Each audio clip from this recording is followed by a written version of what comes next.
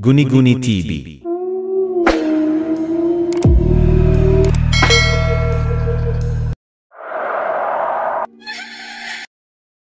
Magandang araw po sa inyong lahat. Sana maibigan niyo ang kwentong ibabahagi ko sa inyo.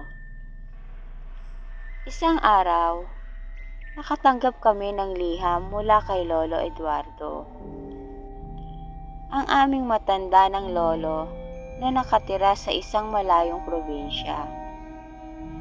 Ang sabi niya, mahalaga raw na umuwi kaming lahat ng magpipinsan dahil may ipapamana siya sa amin.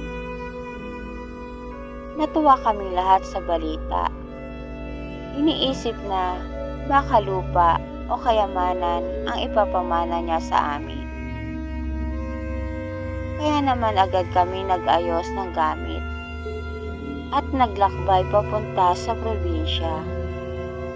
Si Lolo Eduardo ay kilalang mayaman at iginagalang sa kanilang baryo.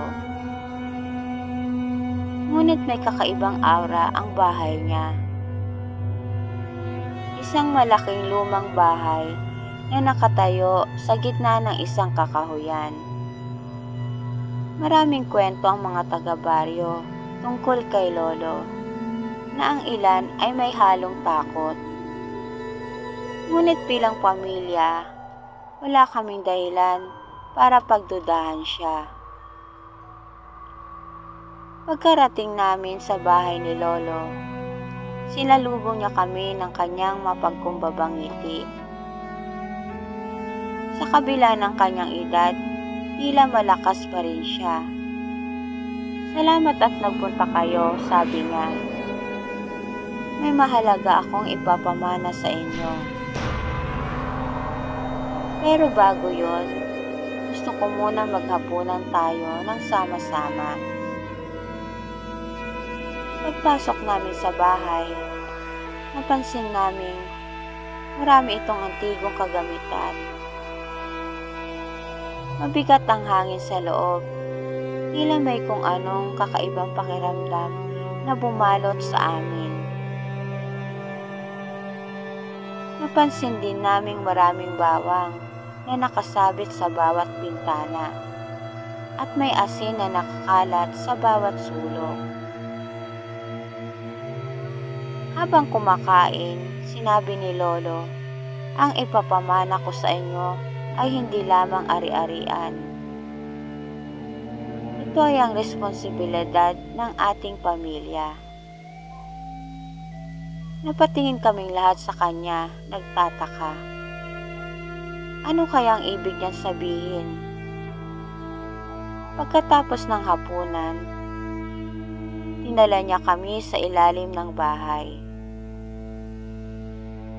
Isang malaking basement na may mga lumang libro, kandila at tila mga anting-anting. Sa gitna ng silid, may isang malaking baol. Binuksan ito ni Lolo at sa loob ay may mga lumang espada, krus at isang makapal na libro. Ang ating pamilya, sabi ni Lolo, ay hindi karaniwang pamilya. Tayo ay mga tagapagbantay laban sa mga aswang. Napanganga kami sa sinabi niya. Hindi kami makapaniwala. Ngunit ipinilawanag ni Lolo na sa baryong yon, laganap ang mga aswang at iba pang nilalang ng dilim. Sa loob ng maraming henerasyon, ang pamilya namin ang naging tagapagtanggol ng baryo. Ang ipinamamana niya ay ang tungkuling ipagpatuloy ang laban. Pero Lolo, tanong ng pinsan ko si Marco, aswang ba talaga ang pinag-uusapan natin? Hindi ba't mga kwento lang ito? Bago pa man sumagot si Lolo, biglang humuni ang hangin sa labas at narinig namin ang malalakas na kaluskos mula sa kakahuyan.